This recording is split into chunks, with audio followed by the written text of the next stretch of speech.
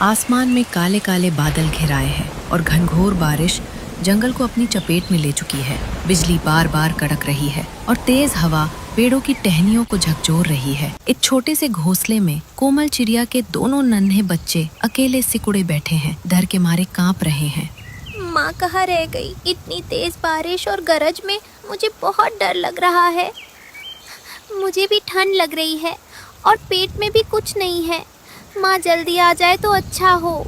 तभी दूर आसमान में एक भीगा हुआ पंछी नजर आता है जो पूरी ताकत लगाकर हवा और बारिश से जूझते हुए घोंसले की तरफ बढ़ रहा है। ये कोमल चिड़िया है जो बाहर से भीगकर थकी हारी अपने बच्चों के पास लौट रही है। कोमल किसी तरह उड़ते उड़ते अपने घोंसले तक पहुंचती है। पंख पूरी तरह भीग चुके हैं और शरीर थकान से जवाब दे रहा है। वो अभी बच्चों के पास बैठी ही थी कि तेज हवा का एक जोरदार झोंका पूरे पेड़ को हिला देता है। मेरे बच्चों, संभल कर बैठो, ये हवा तो बहुत खतरनाक लग रही।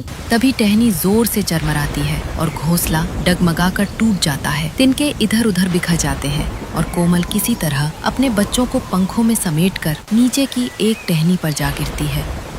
माँ, हमारा घर टूट गया, अब हम कहाँ रहेंगे? माँ, बहुत ठंड लग रही है और भूख से पेट भी दुख रहा है। मुझसे अब सहा नहीं जाता। मेरे लाल, रो मत, माँ है ना तुम्हारे साथ। मैं अभी किसी से मदद मांगकर तुम्हारे लिए एक सुरक्षित ठिकाना और कुछ खाने को जरूर लाऊंगी। बच्चों को टहनी की ओट में छिपाकर कोमल भीगते हुए कालू कौवे के पेड़ की तरफ उड़ती है, जिसका घोंसला मोटी मजबूत टहनियों से बना है और तेज हवा में भी टस से मस नहीं हो रहा। कालू भाई, मेरा घोंसला टूट गया है और मेरे बच्चे भूखे ठंडे बाहर बैठे हैं। क्या तुम एक रात के लिए हमें अपने घर में जगह दे सकते हो? अरे कोमल बहन, ये घोंसला मैंने बड़ी मेहनत से मजबूत बनाया है, बस अपने परिवार के लिए। इसमें और किसी के लिए जगह नहीं है। सिर्फ थोड़ी देर के लिए कालू भाई, मेरे मासूम बच्चे बाहर ठंड में कांप रहे हैं। माफ करना, इस बारिश में हर कोई अपना ही सोचता है, कहीं और जाकर देखो। टूटा हुआ दिल लेकर कोमल भारी मन से वहाँ से उड़ जाती है। बारिश की बूंदें और उसकी आंखों के आंसू अब एक साथ बह रहे हैं। कोमल उम्मीद के साथ तोता, कबूतर और बुलबुल के घोंसलों की तरफ उड़ती है। पास पहुंचते ही वो देखती है कि पतली पतली टहनियों से बने उनके घोंसले तेज हवा में बुरी तरह डोल रहे हैं, मानो अभी गिर जाएंगे। कोमल बहन, देखो, हमारा अपना घर ही इस हवा में हिल रहा है। हम खुद डरे हुए हैं कि कहीं ये गिर न जाए। माफ करना कोमल, हम चाहकर भी कुछ नहीं कर पा रहे। हमारा घोंसला किसी भी पल टूट सकता है। कोई बात नहीं दोस्तों, तुम भी मुसीबत में हो, मैं समझती हूँ। ये कहकर कोमल फिर अंधेरे और बारिश में अकेली उड़ चलती है। पंख भीगकर भारी हो चुके हैं, हिम्मत जवाब देने लगी है। आखिरकार थक कर वो एक विशाल पुराने पेड़ की जड़ों के पास नीचे बैठ जाती है। आंखें बंद करके सिर्फ रो पाती है। अब कहाँ जाऊँ मैं? किसके पास मदद मांगूं? मेरे बच्चे भूखे ठंडे बैठे इंतजार कर रहे होंगे। तभी बादलों के बीच से एक बड़ी काली परछाई मंडराती दिखाई देती है। ये भूखी चील है जो शिकार की तलाश में मंडरा रही है। कोमल डर के मारे और सिकुड़कर पेड़ की जड़ों में दुबक जाती है। इस बारिश में कोई शिकार नजर नहीं आ रहा, पर मेरी नजरें हर कोने पर है। कोई बचकर नहीं जा सकता। कोमल सांस रोककर जड़ों में और दब जाती है। कुछ देर मंडराने के बाद कुछ न मिलने पर चील गुस्से में बड़बड़ाती हुई आगे उड़ जाती है और उसकी परछाई धीरे धीरे धुंधली होकर गायब हो जाती है। खतरा टलते ही वो विशाल पेड़ जिसकी जड़ों में कोमल छिपी थी धीरे धीरे अपनी बूढ़ी आंखें खोलता है। ये कोई साधारण पेड़ नहीं, बल्कि सदियों पुराना जादुई पेड़ है जो जंगल के हर दुखी प्राणी की पुकार सुनता है। नन्ही कोमल, इतनी भीगी, थकी और उदास क्यों बैठी हो? अपना दुख मुझसे बेझिझक कह सकती हो।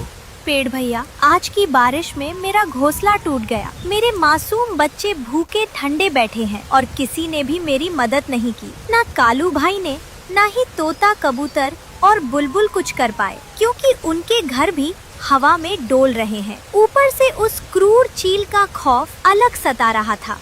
घबराओ मत बेटी, तुमने अकेले इतनी मुसीबतें सही, फिर भी हार नहीं मानी। यही तुम्हारी असली ताकत है। लो, आज मैं अपनी जादुई शक्ति से तुम्हारे लिए ऐसा घर बनाऊंगा जो दुनिया की सबसे तेज आंधी में भी नहीं टूटेगा। ये कहते ही जादुई पेड़ की टहनियाँ हवा में गोल गोल घूमने लगती हैं और एक तेज सुनहरी रोशनी चारों तरफ फैल जाती है। पलक झपकते ही उस रोशनी से चमकते हुए सफेद गुलाबी मोतियों का एक सुंदर और मजबूत घर बनकर तैयार हो जाता है, जो चांदनी की तरह जगमगा रहा है। ये तो मोतियों का घर है पेड़ भैया। इतना सुंदर और चमकता हुआ घर तो मैंने कभी सपने में भी नहीं देखा था। ये मोतियों का घर सिर्फ देखने में सुंदर नहीं, बल्कि किसी भी तूफान, बारिश या खतरे से तुम्हारी और तुम्हारे बच्चों की हमेशा रक्षा करेगा। जाओ बेटी, अपने बच्चों को ले आओ। कोमल खुशी खुशी उड़कर अपने बच्चों को लेने जाती है और उन्हें साथ लेकर उस चमकते मोती के घर में वापस आती है। वाह माँ, ये घर तो मोतियों जैसा चमक रहा है। अब मुझे बिल्कुल डर नहीं लग रहा। माँ, तुमने हार नहीं मानी और हमारे लिए इतना सब कर दिया। तुम सच में सबसे अच्छी माँ हो। मेरे बच्चों, मुसीबत चाहे कितनी भी बड़ी क्यों ना हो, हिम्मत और सच्चा दिल रखने वाले की मदद कोई ना कोई जरूर करता है। आज हमें जादुई पेड़ ने बचाया। कुछ देर बाद बाहर फिर तेज हवा का एक जोरदार झोंका चलता है। दूर से चरमराने की आवाज आती है और तोता, कबूतर और बुलबुल के कमजोर घोंसले हवा के थपेड़ों से टूटकर बिखर जाते हैं। तीनों भीगते और घबराते हुए इधर उधर उड़ते हैं। तभी उन्हें दूर से मोती के घर की चमक दिखाई देती है। कोमल बहन, हमारा घोंसला भी इस आंधी में टूट गया। हम बहुत डरे हुए हैं। क्या हमें थोड़ी देर के लिए यहाँ जगह मिल सकती है? बाहर ठंड और बारिश दोनों बढ़ती जा रही हैं। हमारे पास अब कोई ठिकाना नहीं बचा। माफ करना कोमल, हम जानते हैं तुम पर पहले ही इतनी मुसीबत आई है, फिर भी हमें तुम्हारी याद आई। अरे माफी किस बात की? तुम मेरे सच्चे दोस्त हो। आओ अंदर आ जाओ। ये घर अब सिर्फ मेरा नहीं, हम सबका है। तीनों राहत की सांस लेते हुए मोती के चमकते घर में अंदर आ जाते हैं। कोमल उन्हें गर्म जगह पर बिठाती है और अपने बच्चों के पास कुछ ताजे दाने भी उनकी तरफ बढ़ा देती है।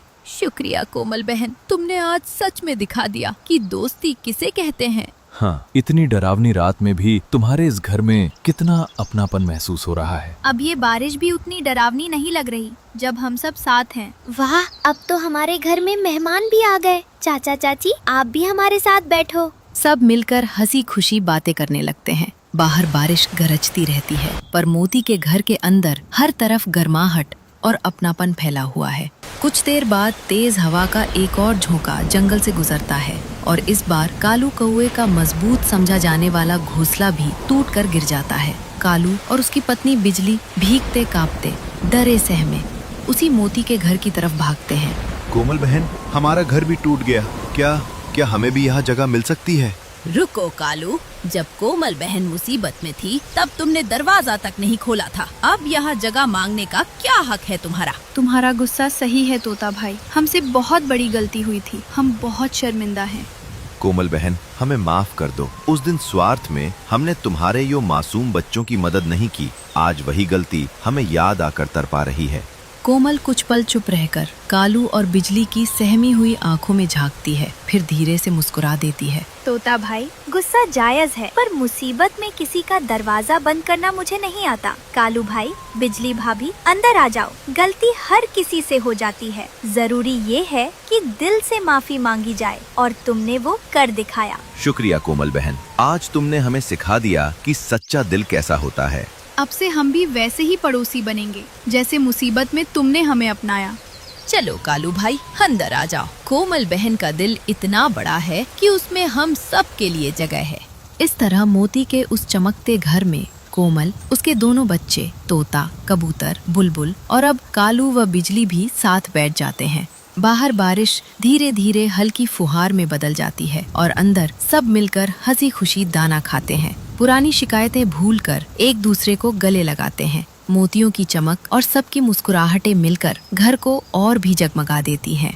हाँ तो दोस्तों, कैसी लगी आपको ये बारिश? हिम्मत और अपनेपन की ये भावुक कहानी। इससे हमें यही सीख मिलती है कि मुसीबत चाहे कितनी भी बड़ी हो, अगर दिल में सच्चा प्रेम और माफ करने की भावना हो तो हर टूटा हुआ रिश्ता और हर अंधेरी रात भी मोतियों जैसी चमक उठती है।